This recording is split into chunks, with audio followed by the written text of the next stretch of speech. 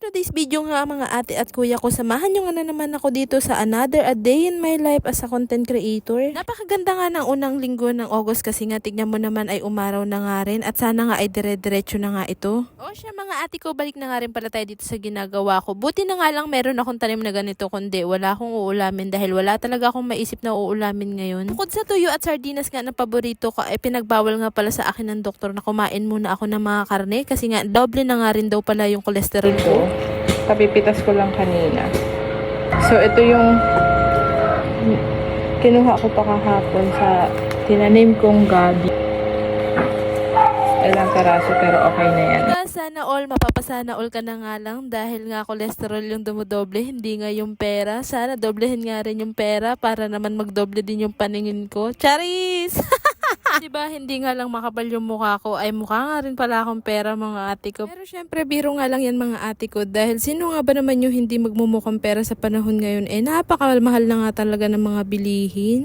Pero sa totoo nga, ito nga talaga yung dahilan kung bakit nga ito lang muna ulam namin ngayon. Dahil alam mo ba, kagabi nga ay sinisikmura nga ako. Grabe, inaatake talaga ako ng heartburn. Hanggang pagising ko nga ng umaga, talaga naman sinisikmura pa rin ako at napakasakit nga talaga. Kaya ito nga, uminom na lang ako ng mainit na tubig. Meron nga pala akong gastric acid, kaya naman ito mga ate ko, nakalimutan ko at nakakain ako ng may suka. Kaya naman ito, for the atake ang person. Kaya buti na nga lang din pag mga ganitong senaryo, alam ko na nga rin pala yung mga gagawin ko. Alam mo ba, ang papaya ay maganda nga rin pala sa mga gastric acid kasi hindi nga pala siya citrus fruit. Kaya ate ko, kapag tulad nga kita na meron ka nga rin gastric acid, subukan mo nga itong papaya, talaga namang lilinisin niya nga yung tiyan mo at iwawash out niya nga yung mga acid.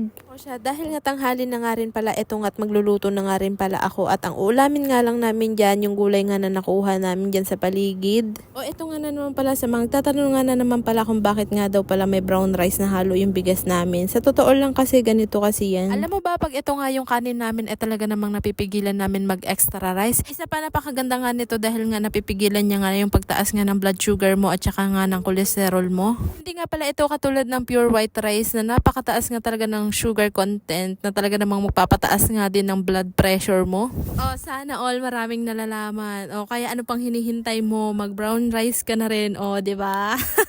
Charot-charot nga lang yan mga ate ko at kuya ko. Eto nga, nagpapakulo na nga rin pala ako ng tubig dahil nga magugulay na nga rin pala ako.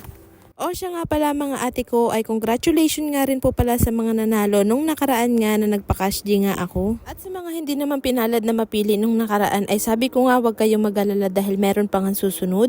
Kaya't ano pang hinihintay mo ate ko, kuya ko, tapusin mo nga tong video na to dahil baka isa ka nga sa swertehin na mapipili ko. At syempre kung may makikita nga rin po pala kayong ads dito sa video na to ay wag nyo na nga rin po palang i-skip dahil napakalaking tulong na nga rin po pala sa akin yan. This time nga magbibigay nga ako ng tig 250 nga sa 4 top follower ko nga na masisipag nga at mababait nga dyan. Pero syempre kahit sino nga rin po pala ay pwedeng sumali. Basta like and share nyo nga lang din po pala yung mga video ko. At syempre magko-comment na nga lang din po pala kayo dyan ng kahit ano para naman mabilis ko kayong makita. At kung bago nga rin po pala kayo dito sa page ko ay sana po ay follow nyo rin po pala ako. Syempre wag nyo rin po palang kalimutan na magbakas nga rin po pala dyan sa baba para naman mabisita ko kayo at matulungan ko kayo sa mga task nyo. O siya, inilagay ko na nga rin po pala itong gulay na ito at maliligo na nga muna ako para nga po pagtapos ko nga pong kumain ay matutulog nga ako dahil nga po ay napuyat nga ako talaga kagabi dahil nga sa mga tahol ng aso at syempre dahil nga sa acid ko. Hanggang dito na nga din po pala yung video na ito. Sana naman nag-enjoy kayo at maraming salamat po at see you in the next video.